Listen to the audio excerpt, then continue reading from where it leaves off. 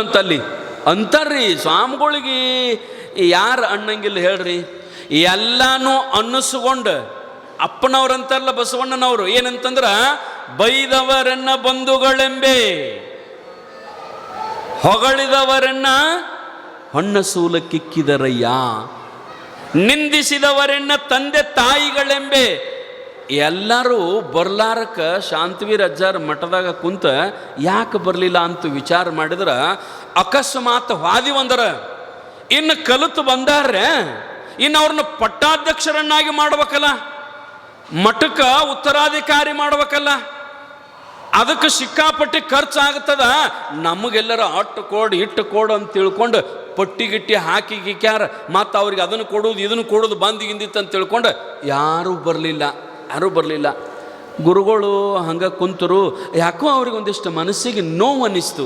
ಯಾಕೆ ಹಿಂಗಿರ್ಬೇಕು ಭಕ್ತರು ಅಂತ ತಿಳ್ಕೊಂಡು ಈ ಸುದ್ದಿ ಕೇಳಿ ಗದಗದೊಳಗೆ ಒಬ್ಬರು ಎಳಮಲಿ ಅಂತ ತಿಳ್ಕೊಂಡು ಸದ್ಭಕ್ತರು, ಭಾಳ ದೊಡ್ಡ ಶಿಂದಗಿ ಅಪ್ಪ ಅವ್ರ ಮ್ಯಾಗ ಭಾಳ ದೊಡ್ಡ ಭಕ್ತರು, ಅವರು ಭಾಳ ಪ್ರೀತಿ ಇದ್ರು. ಅವರು ಕಾಶಿಯಿಂದ ಬಂದಾರ ಅಂದ ಕೂಡಲೇ ಸ್ವಲ್ಪ ಭೇಟಿಯಾಗಿ ಬರಬೇಕು ಮತ್ತು ಅವ್ರನ್ನ ಮಠಕ್ಕೆ ಮಾಡಬೇಕಾಗಿತ್ತಲ್ಲ, ಪಟ್ಟಾಧಿಕಾರ ಮಾಡಬೇಕಾಗಿತ್ತಲ್ಲ, ಏನೇನು ಮಾಡಿದರು ಅಟ್ ಭೇಟಿಯಾಗಿ ಬರ್ಬೇಕಂತ ತಿಳ್ಕೊಂಡು ಗದಗಿನಿಂದ ಬಂದು ಮಠದೊಳಗೆ ಅಪ್ಪ ಅವರು ಕೂಡ ಮಾತಾಡಿದಾಗ ನೀವೇನ ಮೀಟಿಂಗ್ ಕರಿಬೇಡ್ರಿ, ಯಾರನ್ನ ಕರಿಬೇಡ್ರಿ, ಯಾಕಂದ್ರೆ ನಾ ಈಗಾಗಲೇ ಕರೆದಿದ್ದೀವಿ, ಯಾರೂ ಬಂದಿಲ್ಲ. ಆದ್ರೆ ಇಲ್ಲಿ ಹಂಗಿಲ್ಲ ನೋಡ್ರಿ, ಹಾವೇರಿ ಭಕ್ತರು, ಸುತ್ತಮುತ್ತಲಿನ ಭಕ್ತರು, ಇಲ್ಲಿ ಕಲಿತು ಹೋಗಿರ್ತಕ್ಕಂಥ ಎಲ್ಲ ವಿದ್ಯಾರ್ಥಿಗಳು ಎಷ್ಟು ಕೊಡುಗೈ ದಾನಿಗಳದಾರಂತಂದ್ರೆ ಈಗ ನಾವು ನೋಡಿದ್ದು ನೋಡ್ರಿ, ನಮ್ಮ ಮುಂದೆ ಬೆಲ್ಲದ ಪೆಂಟಿ ಆನಂತರ ಏನೇನೋ ಹೇರ್ಕೊಂಡು ಬಂದ್ರೆ ಅಲ್ಲಿ ಪಟ್ಟಿ ಬರ್ಸಕ್ಕೆ ಪಾಳೇರಿ ಎಲ್ಲ ತೊಗೊಂಡು ಬಂದು ನಮ್ಮದಿಟ್ಟು ಬರ್ಕೋರು ಅಂತ ತಿಳ್ಕೊಂಡು ಎಷ್ಟು ಕೊಡ್ತಾರೆ ಇಲ್ಲಿ. ಇಂಥ ಭಕ್ತರು ಇದ್ರು ಅಂತಂದ್ರೆ ಇಂಥ ಮಠಗಳನ್ನು 100 ಕಟ್ಟಬಹುದಿವ. ಇಂಥ ಭಕ್ತರಿದ್ರು ಅಂತಂದ್ರೆ ಹಾವೇರಿ ಮಠದಂಥ ಭಕ್ತರಿದ್ರು ಅಂತಂದ್ರೆ ಇಂಥವು 100 ಮಠ ಕಟ್ಟಬಹುದು.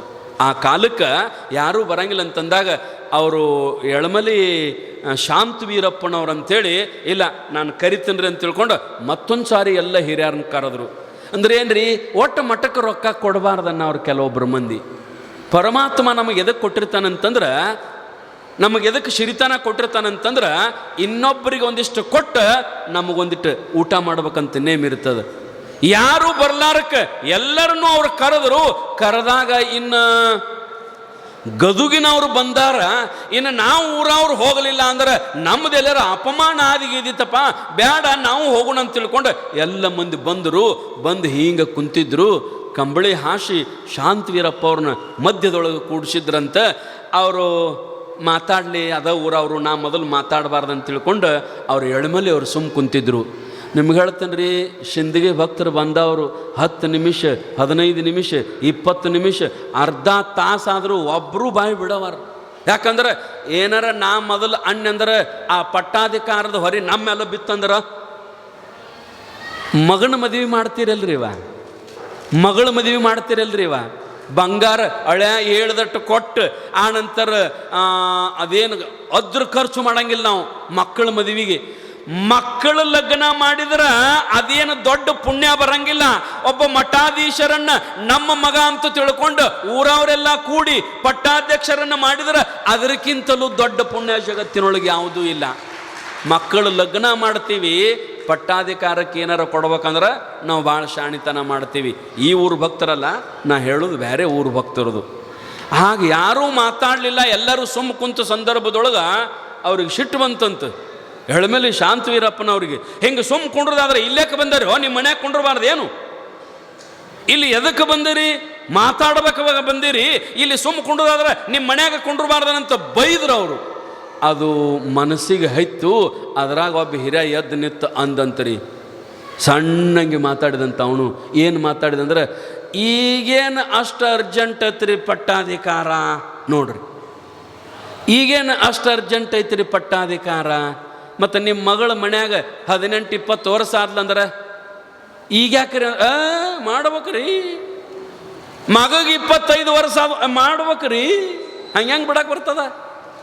ಅವ್ರ ಲಗ್ನ ಮಾಡ್ಬೇಕಂತೀರಿ. ಊರೊಳಗೆ ಧಾರ್ಮಿಕ ಕೇಂದ್ರಗಳು ಮಹಾತ್ಮರು ಇರ್ತಕ್ಕಂಥ ಮಠಗಳು ಅವ್ರಿಗೆ ಮಾಡಲಿಲ್ಲ ಅಂದ್ರೆ ಹೆಂಗೆ? ಅದ್ರಾಗ ಒಬ್ಬ ಎದ್ದು ನಿಂತಂದ, ಈಗೇನು ಅಟ್ಟ ಅರ್ಜೆಂಟ್ ಐತ್ರಿಯಪ್ಪ ಪಟ್ಟಾಧಿಕಾರಕ್ಕ, ಮಳಿ ಇಲ್ಲ, ವರ್ಷ ಆಯಿತು, ಬೆಳೆ ಇಲ್ಲ, ಬೆಳೆ ಒಂದು ತೊಡೆ ಬಂದರೂ ಅದಕ್ಕೆ ಬೆಲೆ ಇಲ್ಲ, ಮಳೆ ಆಗಲಾರಕ್ಕೆ ಕೆರೆಯಾಗ ನೀರಿಲ್ಲ, ಬಾವ್ಯಾಗ ನೀರಿಲ್ಲ, ಹೊಳಿ ಬಂದಾಗ್ಯಾವ, ಮತ್ತು ಪಟ್ಟಾಧಿಕಾರ ಅಂದ್ರೆ ಏನು ಸಾಮಾನ್ಯ ಇರ್ತತೇನ್ರಿ? ದೊಡ್ಡ ದೊಡ್ಡ ಸ್ವಾಮಿಗಳಿಗೆ ಹೇಳ್ಬೇಕು, ಸುತ್ತ ಹಳ್ಳಿ ಮಂದಿ ಬರ್ತಾರ, ಅವ್ರಿಗೆಲ್ಲ ಪ್ರಸಾದ ಕೊಡ್ಬೇಕು, ಅವ್ರಿಗೆಲ್ಲ ನೀರು ಕೊಡ್ಬೇಕು, ಮತ್ತು ಅದು ಏನಾರ ಹೆಚ್ಚು ಕಡಿಮೆ ಆಯಿತು ಅಂದ್ರೆ ನಮ್ಮೂರದ ಕಿಮ್ಮತ್ತು ಹೋಗತ್ರಿಯಪ್ಪ. ಅದಕ್ಕೆ ಈಗೇನು ಬೇಡ, ಮಳಿ ಅದು ಆಗಲಿ ನೋಡುನು. ಅವ್ರಿಗೆ ಸಿಟ್ಟು ಬಂತಂತ್ರಿ. ಮತ್ತು ಎಳಮಲಿ ಶಾಂತವೀರಪ್ಪನವ್ರಿಗೆ, ಎಂಥವ್ರದಿರಪ್ಪ, ಮಳಿ ಎಷ್ಟು ವರ್ಷ ಆಯ್ತು ಆಗಿಲ್ಲ ನಿಮಗೆ? 2-3 ವರ್ಷ ಆಯ್ತು ರೀ ಮಳೆ ಆಗಿಲ್ಲ, ಬೆಳೆ ಬಂದಿಲ್ಲ. ನಮ್ಮ ಮನ್ಯಾಗನ ಕಟ್ನ ಕಡ್ದಿನಂದ್ರೆ ಒಂದು ಕಾಳಿಲ್ಲ, ಏನು ಕೊಡುದು ಏನು ಬರುದು, ಹೆಂಗೆ ಪಟ್ಟಾಧಿಕಾರ ಮಾಡೋದು ಬ್ಯಾಡ್ರಿ ಅಂತ ಎಲ್ಲರದು ಅದೇ, ಎಲ್ಲರದು ಬ್ಯಾಡ ಅನ್ನೋ ಮಾತ. ಅವ್ರಂದ್ರಂತ ನಿಮ್ಮೂರಿಗೆ ಯಾಕೆ ಮಳೆ ಆಗಂಗಿಲ್ಲ ಅಂದ್ರೆ, ಇಂಥ ಧಾರ್ಮಿಕ ಕಾರ್ಯಕ್ರಮಗಳಾಗಲಿಲ್ಲ ಅಂದ್ರೆ ಮಳೆ ಆಗಂಗಿಲ್ಲ. ಇಂಥ ಧಾರ್ಮಿಕ ಕಾರ್ಯಕ್ರಮಗಳನ್ನು ಮಾಡಿದ್ರಂದ್ರೆ ತಾನ ಮಳೆ ಆಕ್ಕಾವ. ನೀವು ಒಂದರ ಮಾಡಿರಿ ದಾಸೋಹ, ಒಂದರ ಮಾಡಿರಿ ದಾನ ಧರ್ಮ, ಒಂದರ ಮಾಡಿರಿ ಪುಣ್ಯ ಪರೋಪಕಾರ, ಮಾಡಿಲ್ಲ.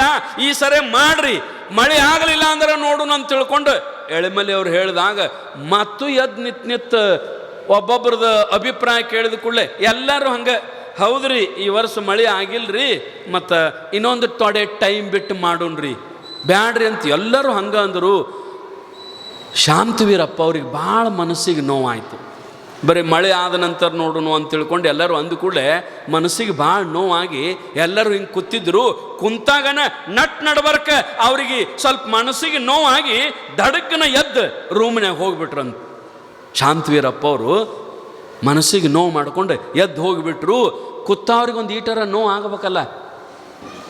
ಅವರೇ ನಮ್ಮೂರಿನ ಅಪ್ಪಗಳು ಶಾಂತವೀರಪ್ಪ ಅವರು, ನಾವು ಪಟ್ಟಾಧಿಕಾರ ಮಾಡೋದು ಲೇಟ್ ಮಾಡ್ತೀವಿ ಅಂತಂದಾಗ ಅವ್ರ ಮನಸ್ಸಿಗೆ ನೋವು ಮಾಡ್ಕೊಂಡ್ರೆ ಆಂಬಲ್ ಅಂತ ತಿಳ್ಕೊಂಡು ಒಬ್ಬರದರ ಕಳಕಳಿ ಬರ್ಬೇಕಲ್ಲ, ಯಾರಿಗೂ ಬರಲಿಲ್ಲ. ಬಡ ಬಡ ಬಡ ಬಡ ಎದ್ದು ಹೋಗಿಬಿಟ್ರು. ಅವರು ಎಳಮಲೆ ಅವರು ಮತ್ತು ಅಪ್ಪ ಅವ್ರಿಗೆ ಬಂದು ಸಮಾಧಾನ ಮಾಡಿ, ಇಲ್ಲಡ್ರಿಪ್ಪ ನೋಡು ಅಂತ ತಿಳ್ಕೊಂಡು ಅಲ್ಲೇ ಉಳಿದ್ರು.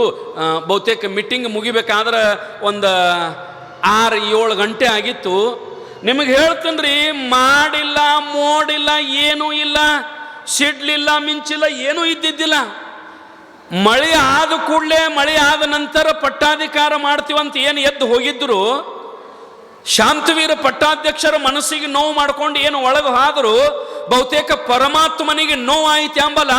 ನನ್ನ ಪರಮ ಭಕ್ತರು, ನನ್ನ ಈ ಜಗತ್ತನ್ನು ಉದ್ಧಾರ ಮಾಡತಕ್ಕಂಥ ಶಾಂತವೀರ ಪಟ್ಟಾಧ್ಯಕ್ಷರಿಗೆ ಇವರು ನೋವು ಮಾಡ್ಯಾರ ಮನಸ್ಸಿಗೆ. ಮಳೆ ಇಲ್ಲಂತ ತಿಳ್ಕೊಂಡು ಇವರಿಗೆ ಮಳೆ ಕೊಟ್ಟ ಬಿಡ್ಬೇಕಂತ ತಿಳ್ಕೊಂಡು ಎಲ್ಲರೂ ಮಣಿ ಹೋಗಿ ಮುಟ್ಟುವುದಷ್ಟೇ ತಡ. ಹೆಂಗ ಮಳೆ ಬಂತಂತ್ರಿ, ಊರ ಕೇರಿ ಒಂದಾಗುವಂಗ ಮಳೆ ಆಗ ಬಿದ್ದ ಬಿಡ್ತಂತ. ಅವತ್ತಿಂದ ಅವತ್ತನ ಎಲ್ಲರೂ ಮನೆಗೆ ಹೋಗಿ ಮುಟ್ಟರೊಟ್ಟಿಗೆ ಮಾಡಿ ಹಾಕಿ ಕತ್ತಲಿಗೆ ಹೌದು ಶಿಡ್ಲ ಗುಡುಗ ಮಿಂಚ ಆಗಿ ತಾಸು 2 ತಾಸಿನೊಳಗೆ ಹೆಂಗೆ ಮಳೆ ಆಯ್ತು ರೀ. ಬಹುತೇಕ ಹಳ್ಳ ಕೊಳ್ಳ ಕೆರಿ ಎಲ್ಲ ತುಂಬು ಹಂಗೆ ಮಳೆ ಆಗಿಬಿಟ್ಟಿತ್ತು. ಮುಂಜಾನೆ ಎದ್ದು ಕೂಡಲೇ ಎಲ್ಲ ಮೀಟಿಂಗ್ ಹೋದ ಮಂದಿ, ಊರಾಣ ಮಂದಿ ಗುಬು ಗುಬುಗು ಸಣ್ಣಂಗೆ ಮಾತಾಡಕತ್ತಿರಂತ. ಮಳೆ ಆಯಿತು, ಮಳೆ ಆಗೋದೇನು ಮಾಡ್ತದ? ನಿನ್ನೆ ನಮ್ಮ ಊರು ಹಿರಿಯರು ಒಪ್ಕೋಬೇಕಾಗಿತ್ತಲ್ಲ. ಎಳಮೆಲೆ ಅವ್ರು ಬಂದು ಪಟ್ಟಾಧಿಕಾರ ಮಾಡ್ರಂತಂದ್ರೆ ಮಳೆ ಇಲ್ಲ ಅಂತಿದ್ರಲ್ಲ. ಇವರು ಮಳೆ ಇಲ್ಲ ಅಂದದಕ್ಕೆ ಪಟ್ಟಾಧಿಕಾರ ಮಾಡೋಕ ಆ ಪರಮಾತ್ಮ ಮೊದಲ ಮಳೆ ಕೊಟ್ಟು ಬಿಟ್ಟ ನೋಡಂತ ತಿಳ್ಕೊಂಡು ಇಡೀ ಊರು ಮಂದಿನ ಮಾತಾಡಕತ್ತಿದ್ರು. ಆ ನಂತರ ಮೀಟಿಂಗ್ ಕರೆದಿದ್ದಿಲ್ಲಂತ್ರಿ, ಇಡೀ ಊರು ಮಂದಿ ತಾನ ಬಂದ್ರಂತ. ಹೊಳ್ಳಿ ಇನ್ನು ಎಳೆಮಳೆಯವರು ಇದ್ರು, ತಾನ ಬಂದ, ಎಪ್ಪಾರ ನಾವು ಇಡೀ ಊರು ಮಂದಿ ಕೂಡಿ, ಹಳ್ಳಿ ಮಂದಿ ಎಲ್ಲ ಕೂಡಿ ಅಪ್ಪ ಅವರು ಪಟ್ಟಾಧಿಕಾರ ಮಾಡ್ತೀವ್ರಂತ ತಿಳ್ಕೊಂಡು ನೇಮಿಸಿ ಯೋಗ್ಯ ಮುಹೂರ್ತದೊಳಗೆ ಪಟ್ಟಾಧಿಕಾರವನ್ನು ಮಾಡೇ ಬಿಟ್ರಂತ. ಆವತ್ತು ಏನು ಆಜ್ಞೆಯನ್ನು ಕೊಟ್ಟಾರ, ಇವತ್ತು ಅವರ ಆರೋಗ್ಯ ಬರೋಬರಿ ಇಲ್ಲ ಅಂತಂದ್ರೂ ಇಲ್ಲಿದ್ದವರು ಟೈಮ್ ಆಗೈತ್ರಿ, ಹೇಳ್ರಿ ಗುಳಿಗೆ ಹೋಗ್ಬೇಕಂತ ಅವ್ರು ಎಬ್ಬಿಸಿದ್ರು. ಆಯ್ತು, ಇನ್ನು 10 ನಿಮಿಷ ನಿಂದ್ರು ಅನ್ಕೋತ ಕುಂತ ಕಾರ್ಯಕ್ರಮ ಮುಗಿಸೇ ಹೋಗ್ತಾರಲ್ಲ. ಇಂಥವ್ರನ್ನ ಶಾಂತವೀರಜ್ಜವರು ತಯಾರು ಮಾಡ್ಯಾರಂತಂದ್ರೆ, ಎಂತೆಂಥ ಮಠಾಧೀಶರನ್ನ ತಯಾರು ಮಾಡ್ಯಾರಂತಂದ್ರೆ ಅವರ ಕರುಣಾಹೃದಯ ಎಂಥದ್ರಿಯವ, ಎಂಥ ಕರುಣಾಹೃದಯ. ಆ ರೀತಿಯೊಳಗೆ ಅಲ್ಲಿರ್ತಕ್ಕಂಥ ಬುದ್ಧ ಏನು ಅವರಪ್ಪ ಅಳ್ತಿದ್ದಲ್ಲ ಹುಡುಗನಪ್ಪ, ಬಂದ, ಒಂದು ಕೈಯೊಳಗೆ ಸೊಸಿನ ಹಿಡ್ದಿದ್ದ, ಇನ್ನೊಂದು ಕೈಯಾಗ ಬಡಗಿ ಹಿಡ್ದಿದ್ದ. ಯಾರ ನನ್ನ ಮಗನ ಸನ್ಯಾಸಿಯವರನ್ನ ಮಾಡಿದವ್ರಂತೇಳಿ ಸೀದಾ ಬಂದು ಬುದ್ಧನತ್ಯಕ್ಕೆ ನಿಂತು ಹಿಂಗೆ ಬೈಯಕ್ಕೆ ಹತ್ತಿದ್ದಂತ ಬಾಯಿಯೊಳಗೆ ಬರ್ತಕ್ಕಂಥ ಎಲ್ಲ ಭಾಷೆಗಳ ಶಬ್ದ ಬೈದ ಬುದ್ಧನಿಗೆ. ಸಿಕ್ಕಾಪಟ್ಟಿ ಬೈದು ಸುಮಾರು ಸೆಬಳ. ನಿನಗೇನು ಮಾನ ಮರ್ಯಾದೆ ಐತೋ ಇಲ್ಲೋ, ನೀನು ಮನುಷ್ಯ ಹೌದೋ ಅಲ್ಲೋ, ನನ್ನ ಮಗ, ನಾವು ದೊಡ್ಡ ಸಾಹುಕಾರ ಊರೊಳಗೆ ದೊಡ್ಡ ಶ್ರೀಮಂತರು, ಸನ್ಯಾಸಿ ಮಾಡಕ್ಕೆ ನನ್ನ ಮಗನ ಇದ್ದ ನಿನಗೆ, ಅವನ್ಯಾಕೆ ಸನ್ಯಾಸಿ ಮಾಡಿದಿ? ನೋಡಿ ಈ ಹುಡುಗಿ ಗತಿ ಏನು, ಮೊನ್ನೆ 6 ತಿಂಗಳಾತ ಮದುವೆ ಮಾಡಿ, ನಿನಗೆ ಗೊತ್ತಾಗಂಗಿಲ್ಲ ಅಂತ ತಿಳ್ಕೊಂಡು ಸಿಕ್ಕಾಪಟ್ಟಿ ಬೈದ ಬುದ್ಧನ. ಆದ್ರೆ ಬುದ್ಧನ ಮುಖದ ಮ್ಯಾಗಿನ ನಗಿ ಒಂದೀಟು ಹೋಗಿದ್ದಿಲ್ಲ. ಅವ ಹೆಂಗ್ಯಾಂಗ ಬೈತಾನ ಹಂಗ್ಯಾಂಗ ನಗಿ ಬರ್ತಿತ್ತು ಬುದ್ಧಗ. ಯಾರ ಬೈಸ್ಕೊಂಡು ಬೈದವ್ರನ್ನ ಹೊಳ್ಳಿ ಬೈಲಾರ್ದ ನಕ್ಕೋಂತ ಕೊಂಡಿರ್ತಾರಲ್ಲ ಅವ್ರಿಗೆ ನಿಜವಾದ ಮಹಾತ್ಮರಂತಾರ ನೋಡ್ರಿ. ನೀವು ಎಷ್ಟು ನಮ್ಮನ್ನು ಬೈದ್ರು ನಾವು ನಕ್ಕೋಂತ ಬೈರಿಪ ಅಂತ ಕೊಂಡಿರ್ಬೇಕು.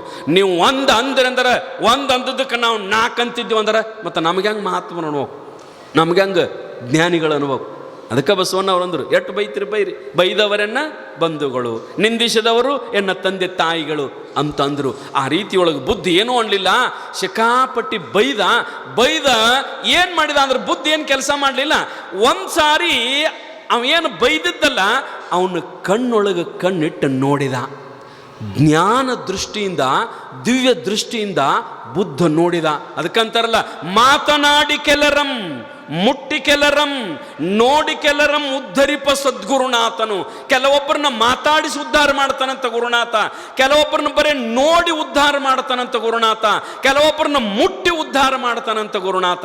ಹಂಗ ಬುದ್ಧ ಅವನ್ನ ಬರೀ ದಿವ್ಯ ದೃಷ್ಟಿಯಿಂದ ನೋಡಿದ ಮಾತ್ರಕ್ಕೆ ಕೈಯಾಗಿ ಹಿಡಿದು ಸೊಸಿನ ಬಿಟ್ಟಿದ್ದ, ಈ ಕೈಯಾಗಿ ಹಿಡಿದ ಬಡಿಗೆ ಬಿಟ್ಟ, ಸೀದಾ ಬಂದ ಬುದ್ಧಗೆ ನಮಸ್ಕಾರ ಮಾಡಿದ. ನನ್ನ ಮಗನ ಯಾಕೆ ಸನ್ಯಾಸಿ ಮಾಡಿದಂತ ಬಾಸ್ಗಳ ಬೈದವ ಬಂದು ನಮಸ್ಕಾರ ಮಾಡಿ ನನ್ನನ್ನು ಸನ್ಯಾಸಿಯನ್ನಾಗಿ ಮಾಡಿಬಿಡು ಅಂದಿದ್ದ. ಬುದ್ಧನ ತಕ್ಕ ಬಂದ ನನ್ನೂ ಸನ್ಯಾಸಮಾಗಿ ಮಾಡಿಬಿಡು ಅಂತಂದಿದ್ದ. ಕಾರಣ ಏನು ಅಂತಂದ್ರೆ ಮಹಾತ್ಮರ ಮಾತಿನೊಳಗಂಥ ಶಕ್ತಿ ಇರ್ತದೆ, ಆ ರೀತಿ ಕೇಳಬೇಕು. ಇವತ್ತೇನಪ್ಪ ಅಂತಂದ್ರೆ ವಿಶೇಷವಾಗಿ ಸನ್ಮಾನ ಸಮಾರಂಭ ಇಟ್ಟುಕೊಂಡಾರ ನಮ್ಮ ಹಿರಿಯರು. ಈ ಭಾಗದವ್ರಿಗೆ ಎಲ್ಲರಿಗೂ ಸನ್ಮಾನ ಮಾಡ್ಬೇಕು. ಅವ್ರು ಹೇಳ್ತಿರ್ತಾರೆ, ಅಜ್ಜಾರ ಈ ಕಟ್ಟಡಕ್ಕೆ ಮಣಿಗೆ ಹೋಗಿ ಅಥವಾ ವಿದ್ಯಾರ್ಥಿಗಳಾಗಿರ್ಬೋದು ಎಲ್ಲರೂ ನೀವು ಇಟ್ಟು ಕೊಡ್ಬೇಕು ನೋಡ್ರಿ ಅಂತಂದ್ರೆ ಎಷ್ಟು ಕೇಳಿವೆ ಅದರ 2 ಪಟ್ಟು ಹೆಚ್ಚು ಕೊಟ್ಟಾರ, ಕರೆ ಯಾರೂ ಕಡಿಮೆ ಕೊಟ್ಟಿಲ್ಲ ಹಾವೇರಿ ಭಕ್ತರು. ಮೇಲೆ ಅಂತಾರ ಅವರು, ಈ ಮಠ ನಾ ಹೋಗಿ ಅಂತ ನಿಮ್ಮಂಥವ್ರು ಇದ್ರೆ ಈ ಮಠ ಎಲ್ಲ ನಡೀತದ್ರಿ ಅಪ್ಪ ಅಂತ ನಾ ಅಜ್ಜಾರಿಗೆ ಅಂದ್ರೆ ಅವ್ರು ಒಂದ ಮಾತಂತಾರ, ಮಠ ನಮ್ಮಿಂದ ನಡೆಯಂಗಿಲ್ರಿ ಗುರುಗಳ, ಈ ಮಠ ಇಬ್ಬರಿಂದ ನಡೀತದ. ಒಬ್ಬರು ಹಾವೇರಿ ಭಕ್ತರು, ಇನ್ನೊಬ್ಬರು ಈ ಮಠದ ವಿದ್ಯಾರ್ಥಿಗಳು, ಅವರಿಂದ ಮಠ ನಡೆದತ್ತೆ ಅಂತ ತಿಳ್ಕೊಂಡ ಅವ್ರು ಹೇಳ್ತಾರೆ. ಎಲ್ಲ ಜವಾಬ್ದಾರಿ ನಿಂತು ಅವರ ಮಾಡ್ತಾರ ಕರೆ, ಆದ್ರೆ ತಮ್ಮ ಮ್ಯಾಲ ಅದರ ಜವಾಬ್ದಾರಿ ಇಟ್ಟಾರಲ್ಲ. ಆ ರೀತಿಯೊಳಗೆ ಇವತ್ತು ವಿಶೇಷವಾಗಿ 10-12 ಮಂದಿಗೆ ಪ್ರತಿ ವರ್ಷ ಸನ್ಮಾನ ಸಮಾರಂಭವನ್ನು ಇಟ್ಟುಕೊಂಡಿರ್ತಾರೆ. ಅದು ಯೋಗ್ಯ ರೀತಿಯೊಳಗೆ ಸಾಧನೆ ಮಾಡಿದವ್ರಿಗೆ ಇಲ್ಲಿ ಸನ್ಮಾನವನ್ನು ಹಿರಿಯರು ಶ್ರೀಮಠದಿಂದ ಇಟ್ಟುಕೊಂಡಾರ. ಅದು ಮತ್ತೆ ಎಂಥದ್ದಂತಂದ್ರೆ ಭಾವೈಕ್ಯತೆಯ ಸನ್ಮಾನ. ಇಲ್ಲಿ ಅವ್ರಿಗಟ್ಟ ಮಾಡಬೇಕು, ಇವ್ರಿಗಟ್ಟ ಮಾಡಬೇಕು, ಅಂಥವ್ರಿಗೆ ಇಂಥವ್ರಿಗೆ ಇಲ್ಲ. ಬಡವನನ್ನು ಹಿಡ್ಕೊಂಡು ಬಲ್ಲಿದನ ತನಕ, ಆನಂತರ ಶ್ರೀಮಂತನ ಹಿಡ್ಕೊಂಡು ಬಡವನ ತನಕ, ನಂತರ ಇಲ್ಲಿ ಅಂದ್ರೆ ಇಸ್ಲಾಂ ಧರ್ಮದ ವ್ಯಕ್ತಿಗಳನ್ನು ಮೊದಲು ಮಾಡಿಕೊಂಡು ಮುಸ್ಲಿಂ ಸಮಾಜದ ಬಾಂಧವರನ್ನು ಮೊದಲು ಮಾಡಿಕೊಂಡು, ಮೊನ್ನೆ ವೇದಿಕೆ ಮೇಲೆ ಸನ್ಮಾನ ಮಾಡಿದ್ರಲ್ಲ ಆ ಮುಸ್ಲಿಂ ಸಮಾಜದ ಬಂಧುಗಳು ಕೂಡ ಪೂಜ್ಯರಿಗೆ ಗೌರವ ಸನ್ಮಾನವನ್ನು ಮಾಡಿದಾರಂತಂದ್ರೆ ಬಹುತೇಕ ಸಿಂದಗಿಯೊಳಗ, ಈ ಸಿಂದಗಿ ಮಠ ಹಾವೇರಿಯೊಳಗ ಇದು ಭಾವೈಕ್ಯತೆಯನ್ನು ತೋರಿಸಿಕೊಡ್ತಕ್ಕಂಥ ಮಠ ಯಾವುದಾದ್ರೂ ಇದ್ರೆ ಅದು ಸಿಂದಗಿ ಮಠ ಅಂತ ಹೇಳಿದರೆ ಏನು ತಪ್ಪಾಗಲಿಕ್ಕಿಲ್ಲ. ಇಲ್ಲಿ ಎಲ್ಲ ಸಮಾಜದವರನ್ನು ಗುರುತಿಸಿ ಹಿರಿಯರು ಸನ್ಮಾನ ಮಾಡ್ತಾರೆ. ಆ ರೀತಿಯೊಳಗೆ ಎಲ್ಲ ಹಳೆಯ ವಿದ್ಯಾರ್ಥಿಗಳು ಬಂದಾರ. ಮತ್ತು ನಾ ಇನ್ನೊಂದು ಕೇಳೀನಿ, ಇನ್ನು ಮುಂದೆ 18-28 ಒಂದು ದೊಡ್ಡ ಊರೂಟ ಕಾರ್ಯಕ್ರಮ ಮಾಡ್ತಾರಂತ್ರಿ. ಇದು ಹಳ್ಳಿ ಭಾಷಾ ಊರೂಟ ಅಂದ್ರೆ ಇದು ಹಳ್ಳಿ ಭಾಷಾ. ಹಾವೇರಿಯೊಳಗೆ ಇಷ್ಟು ದೊಡ್ಡ ಪ್ರಮಾಣದೊಳಗೆ 50-60 ಸಾವಿರ ಜನರಿಗೆ ಏಕಕಾಲಕ್ಕೆ ಪ್ರಸಾದವನ್ನು ಒದಗಿಸ್ತಕ್ಕಂಥ ಮಠ ಯಾವುದಾದ್ರೂ ಇದ್ರೆ ಅದು ಸಿಂದಗಿ ಮಠ ಅಂತ ಹೇಳಿದ್ರೆ ಏನು ತಪ್ಪಾಗಲಿಕ್ಕಿಲ್ಲ. ಎಲ್ಲರೂ ಬಂದು ಇಲ್ಲಿ ಪ್ರಸಾದ ಮಾಡ್ತಾರಂತ. ಅದು ನಿಂತು ಸಾಹುಕಾರ ಇರಲಿ, ಬಡವ್ರು ಇರಲಿ, ಯಾರು ಬೇಕಾದವ್ರು ಜಾತಿಯವ್ರು ಇರಲಿ, ಎಲ್ಲರೂ ಸಮಾನವಾಗಿ ಇಲ್ಲಿ ಊಟ ಮಾಡ್ತಾರಂತಂದ್ರೆ ಇಲ್ಲಿ ದಾಸೋಹದೊಳಗೂ ಎಲ್ಲರಿಗೂ ಸಮಾನವಾಗಿ ಊಟ. ಈ ರೀತಿ ಮಠಗಳಿದ್ದು ಅಂತಂದ್ರೆ ಬಹುತೇಕ ಶಾಶ್ವತವಾಗಿ ಇವುಗಳಿಗೆ ಇಲ್ಲಿ ಧಾರ್ಮಿಕತೆ ಅನ್ನೋದು ಇರ್ತದೆ ಅಂತಕ್ಕಂಥದ್ದನ್ನು ನಾವೆಲ್ಲರೂ ಕಂಡ್ಕೋಬೇಕಾಗ್ತದೆ ತಾಯಂದಿರ. ಆ ರೀತಿಯೊಳಗೆ ವಿಶೇಷವಾಗಿ ಇವತ್ತು ಸನ್ಮಾನ ಸಮಾರಂಭ ಇರೋದರಿಂದ ಈ ಎರಡು ಮಾತುಗಳಿಗೆ ವಿರಾಮ ಮಾಡೋಣ. ಸಾಂಬಜಯನ